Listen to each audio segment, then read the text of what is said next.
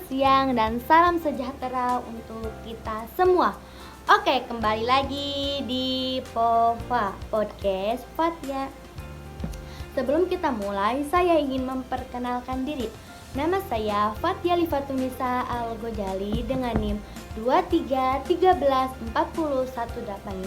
dari Universitas Negeri Sultan Maulana Hasanuddin Banten, jurusan Bimbingan dan Konseling Islam, kelas BKI 6E.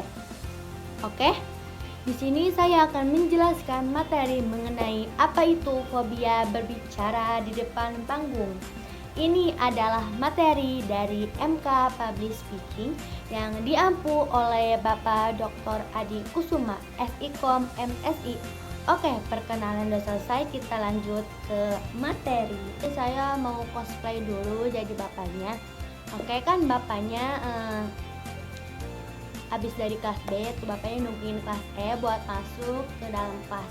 Habis semuanya masuk, terus bapaknya suruh ngumpulin cerpen. Kan kita waktu minggu kemarin kan disuruh bikin cerpen. Terus habis itu dikumpulin sama bapaknya, disuruh buat dikoreksi sama bapaknya. Terus habis itu bapaknya ngabsensi nih, absen, semuanya udah di absen. Terus bapaknya panggil 3 orang buat latih public speaking. Misalnya 1 orang, 3 orangnya udah panggil semua. Terus bapaknya kayak ada revisi, kayak ada 3 orang yang direvisi, kayak ngejelasin yang direvisinya. Terus yang separohnya udah bener semua. Terus bapaknya minta 1 orang yang paling bagus cerpennya buat maju, buat ngejelasin isi cerpennya itu apa. Namanya Rara. Oke, cerpennya, Raranya udah ngejelasin cerpennya.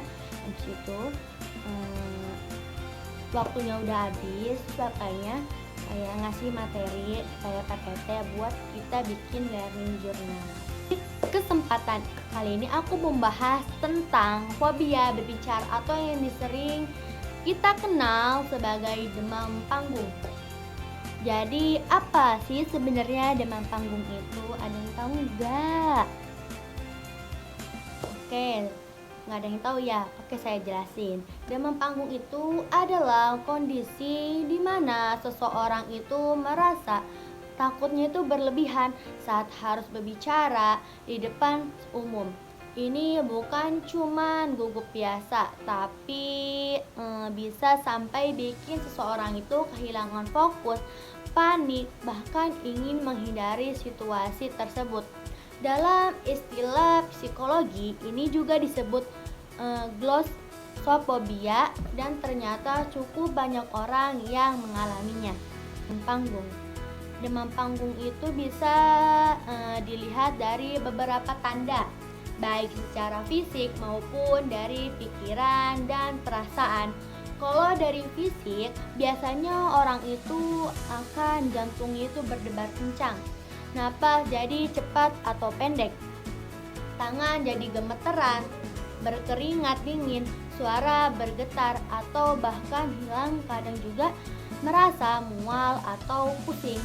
Sedangkan dari sisi emosional dan pikiran, takut dinilai jelek oleh orang lain, khawatir lupa materi, pikiran tiba-tiba kosong kayak ngeblank gitu, merasa tidak percaya diri, bahkan muncul keinginan untuk kabur dari situasi itu. Terus di sini juga ada dampaknya demam panggung. Kalau dibiarkan, demam panggung bisa berdampak cukup besar. Kayak misalnya, jadi sering menghindari tampil atau presentasi. Kayak kalau ada presentasi terus ada kesempatan buat maju, dia tuh kayak menghindari gitu, gak mau ngambil gitu kesempatan itu.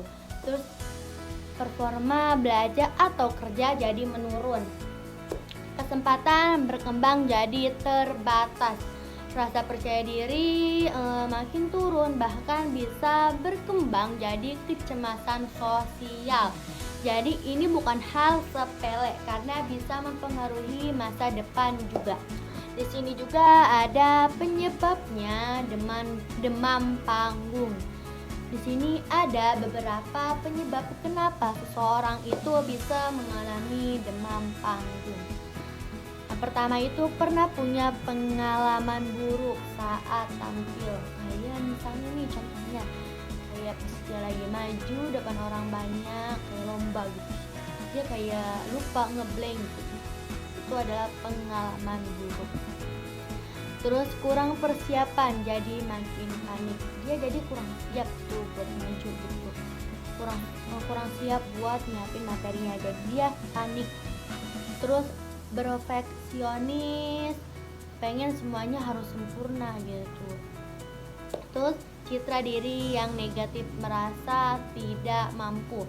Bahkan ada juga faktor dari dalam diri atau biologis. Di sini juga ada cara mengatasinya nih buat demam panggung. Nah, kabar baiknya demam panggung itu bisa diatasi. Caranya ada beberapa. Yang pertama itu dari segi persiapan. Kita harus benar-benar menguasai materi. Latihan berulang-ulang. Bisa kita juga nih latihan di depan cermin atau minta tesin ke teman-temannya. Kan nanti kalau misalnya kurang bagus atau apa kan teman-temannya pasti teman-temannya kayak bilang gitu, ini kurang gitu. Bahkan kalau perlu direkam supaya kita tahu kekurangan kita nih. Selain itu kita juga bisa membayangkan diri kita tampil dengan baik. Itu membantu meningkatkan percaya diri. Yang kedua itu ada teknik relaksasi. Kayak misalnya nih dengan mengatur napas dalam-dalam supaya tubuh ini lebih tenang. Terus bisa juga minum air putih gitu sebelum tampil. Bisa juga dengan meditasi ringan atau menenangkan pikiran. Kayak hindari juga minum seperti kopi berlebihan sebelum tampil karena bisa bikin makin gugup. Oke, di sini juga ada tips praktis saat tampil nih teman-teman. Ada juga tips sederhana yang bisa dilakukan. Kayak anggap aja audiens ini kayak cuman 1 atau 2 orang. Kayak supaya kita tidak terlalu tegang gitu. Fokus ke pesan yang ingin disampaikan, bukan ke rasa takut. Kalau tidak berani, tatap mata, lihat saja bagian jidat audiens. Kalau afirmasi positif seperti aku bisa nih, kalau misalnya teman-teman kayak lagi gugup nih, teman-teman yakinin ke diri sendiri kayak aku pasti bisa gitu, maju. Dan yang penting jangan anggap ini beban, tapi anggap ini sebagai pengalaman yang seru. Oke, bisa kita simpulkan nih bahwa demam panggung itu hal yang wajar dan dialami banyak orang.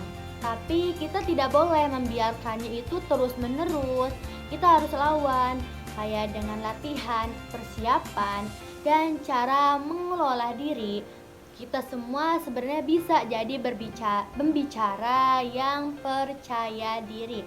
Karena pada dasarnya setiap orang itu punya potensi untuk tampil hebat di depan umum.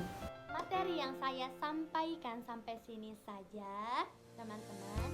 Kurang lebihnya mohon maaf. Assalamualaikum warahmatullahi wabarakatuh. Oke teman-teman, kita bakal ketemu lagi minggu depan. Terima kasih teman-teman sudah menonton.